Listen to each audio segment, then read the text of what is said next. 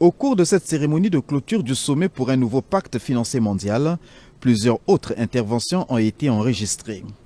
À l'instar de celle du président de la République du Ghana, Nana Akufo-Addo s'est inquiété de l'usage des 100 milliards des droits de tirage spéciaux promis par le Fonds monétaire international en 2021 lors de la crise du Covid-19.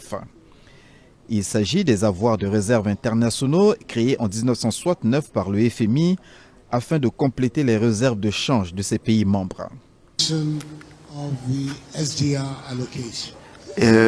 Sur l'extension par exemple des allocations de l'affectation des droits de tirage spéciaux, l'idée c'était que les pays africains en obtiendraient une plus grande part. Eh bien cela ne s'est pas produit.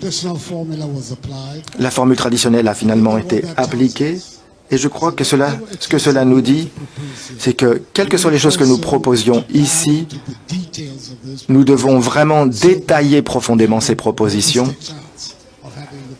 pour avoir vraiment une chance réaliste que ces propositions soient mises en œuvre. Partant du principe selon lequel les droits de tirage spéciaux sont alloués aux pays membres proportionnellement à leur quote-part au FMI, la directrice générale du FMI, Kristalina Georgieva, a essayé de dissiper les inquiétudes du président ghanéen.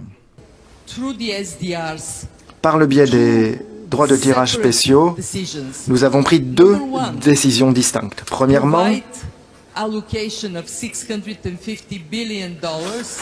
faut allouer 650 milliards de dollars qui ont été distribués à nos membres en fonction du quota représentatif de chaque pays.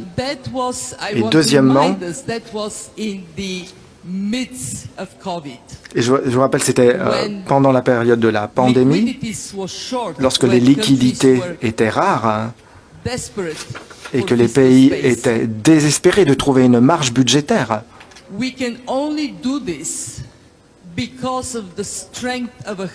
Et nous pouvons uniquement réaliser cela grâce à la force des 90 membres qui composent notre organisation. Quoi qu'il en soit, les participants au sommet de Paris ont plaidé notamment en faveur de la réforme du Fonds monétaire international et de la Banque mondiale et de la restructuration des dettes des pays pauvres et vulnérables au changement climatique. Engagement ferme ou simple catalogue de bonnes intentions, s'est interrogé un diplomate. Seul l'avenir lèvera le voile sur la sincérité des engagements pris à Paris, a-t-il lâché à bas bruit.